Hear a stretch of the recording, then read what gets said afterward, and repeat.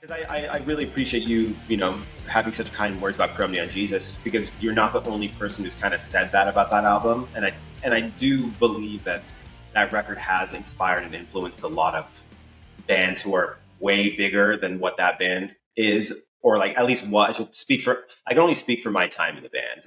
Right.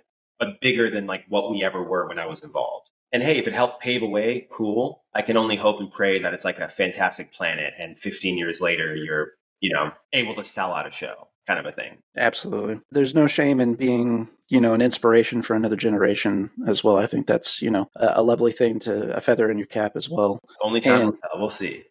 Well, I'd say that the cards are in your favor. Thanks. Teenage Wrist, I'll have to say, I feel like they've kind of found their voice now without you in the band. I agree. Still Love was one of my favorite records of 2023. Fuck yeah. I think it was a fantastic. You had an awesome feature on there on the Humbug song. Whenever I was first listening through the record, I wasn't like looking at the track list names. I just let it ride, in the car. And when it came out, and when I heard that Humbug song come on, I'm like, God damn, that sounds like a hum riff immediately. And I look over and I see the song's called Humbug, and I'm like, God damn, I'll be damned. I think these boys know what they're doing, Yeah.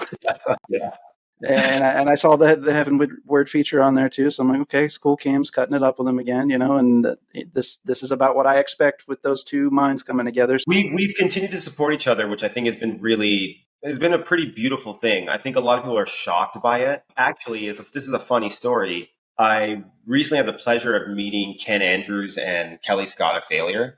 And nice. Heavenward was playing with Teenage Wrist. They were doing like a kind of a big underplay at this place, Genghis Cohen in LA, and they asked Heavenward to open.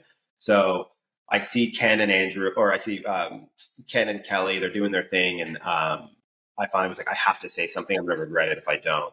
So I walked up to them. They were so fucking awesome. We had like such a good, genuine 25 minutes of just talking about whatever. It was awesome. But during that conversation, they were like, so what's your deal? I was like, well, I'm in this band, but I used to be the singer of Teenage Wrist. And Ken was like, what do you mean? And I was like, well, I used to be the singer, and I left. He's like, and you guys are still friends, and you're playing the show, and you're involved, and you co-work. And it didn't really make sense to him, but it was like a really cool moment of like, yeah, you know what? Like, I think when you have kind of breaks or, breakups in a band, people expect you to bash heads and not really see eye to eye ever again. And we did have a good year and a half of not speaking, where tensions were high because things weren't resolved. We didn't speak about things. But, certain beauties of the pandemic, it allows you to realize what's important, what really matters. And that's love, that's family, friendships, health, etc. Yeah, it was a really nice moment for us to let shit be and just be friends. And like, yeah, we're all better friends than we've ever been. It's kind of awesome. So I love it. I do a lot of design work for Teenage Wrist. We worked on the song together. It's like, it's their band.